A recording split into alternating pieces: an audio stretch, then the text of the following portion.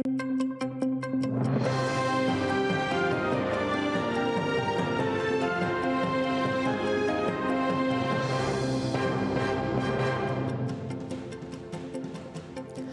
aleyküm. Efirde Zaman fevralinin 7'si. Studiyada Elmaz Hasan çalışam.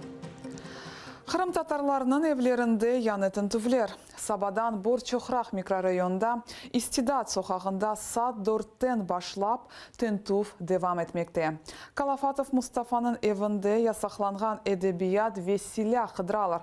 Bu hafta Facebook Kırım sakinleri malumatlar yayınlandı. Обыск в доме Фатма Тата. Ищут запрещенную литературу,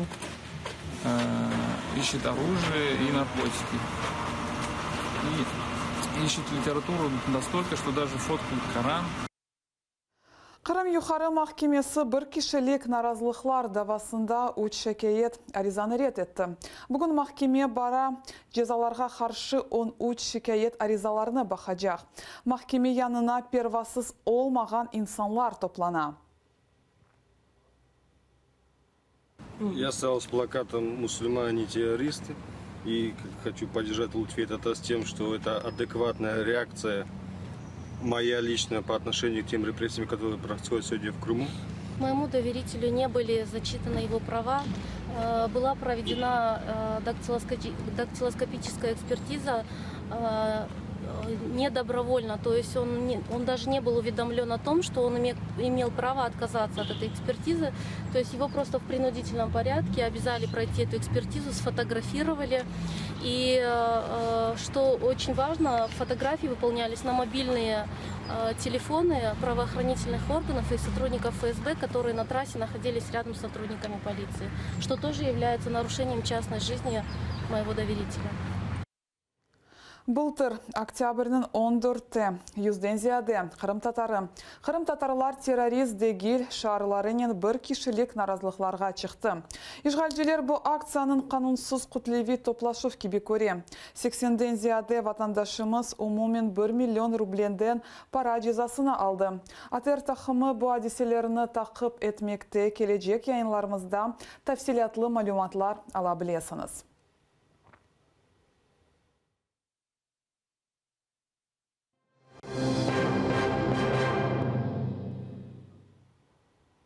Бахчисарайда işgalci hüviyetçiler Falci Lütfiye Zudiyevanın babasının mahsus subet geçirmek için geldiler.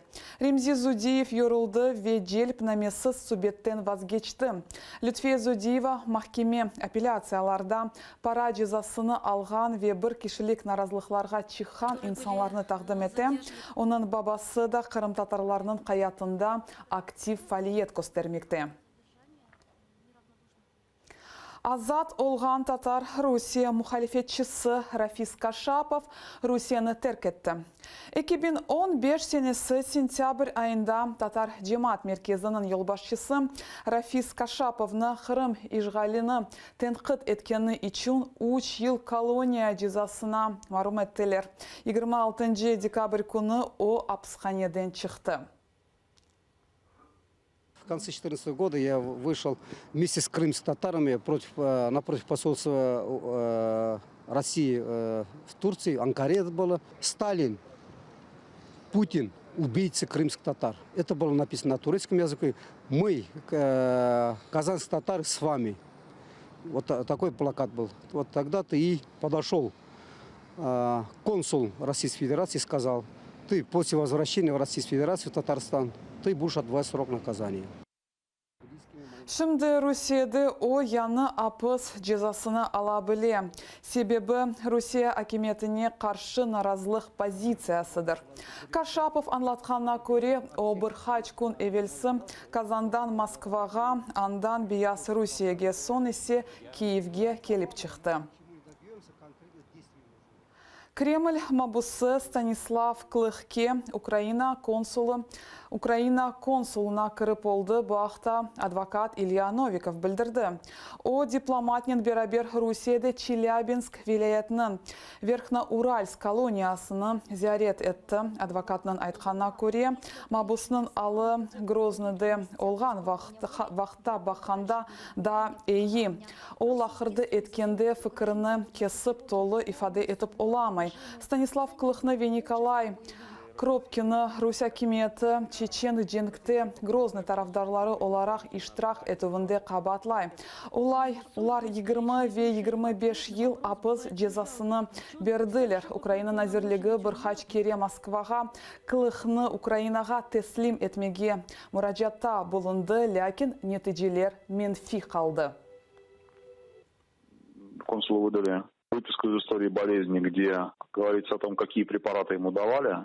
Там упоминается, что ему несколько раз прописывают циклодон, это довольно мощный такой психотропный препарат. Мы еще будем консультироваться с специалистами-медиками о том, насколько все это повлияло и насколько вообще тяжелое состояние, может быть, психическое, которое мы, как дилетанты, не можем наблюдать. В любом случае, та информация, которую мы получили, нам поможет сориентироваться о том, что происходит со Стасом и какие мне перспективы в ближайшее время. Русь учақ шіркетлері Қырымға учақларыны йоланғандан халқара санкцияларға ұғырай біле, бұл мевзу Қырымда Украина президенті темсілділігінде мұзакере етілді. Украинада Русь учақ компанияларының ава сынырларыны бозған тахминен 28.000 протокол тізілді. Русларының ижғал етілген Қырымда қоланған ава лиманларından келген зарар 3 миллиард гривнаны тешкелеті. Енді бұл кебе дәлелер тәртіпні бозған учақ компаниялары үшін халқара санкцияларының көрсетілмесінде қоланacaklar. Там эти все суда воздушные, они в лизинге. Есть страховые компании международные, которые страхуют эти суда, страхуют пассажиров. А есть обслуживание этих воздушных судов. Это тоже не в России происходит, понимаете? У нас достаточно большое количество рычагов влияния на эти авиакомпании, чтобы они прекратили полеты в Крим. Переслідування кримінальне керівництва авіакомпанії, самої авіакомпанії як юридичної особи, відповідно розшук, Інтерпол і так далі. Санкції в Україні, щоб ця авіакомпанія і структури, які з ними співробітничають, не могли в Україні мати легального бізнесу. Санкції, списки Європейського Союзу, інших наших партнерів, щоб ці авіакомпанії там не могли працювати.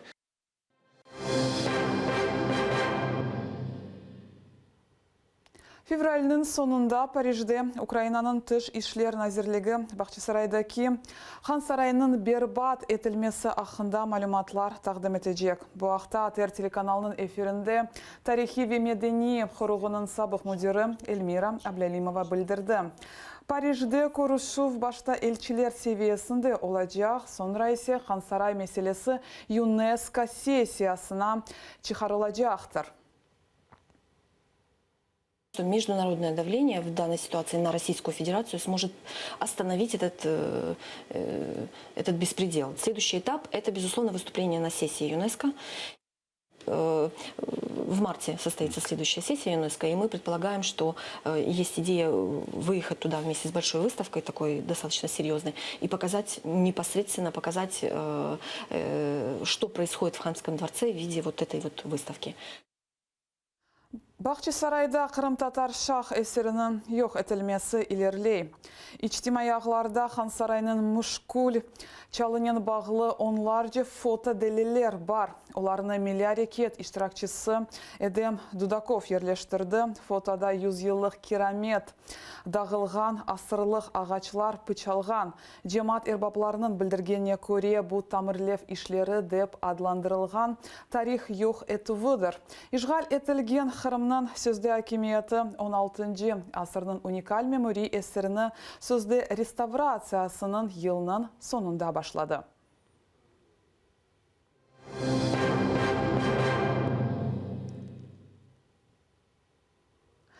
Президент seçimlerde Putin Қырымда рей бере біле. Бұл ақында Русь коммерсант газетасы яза.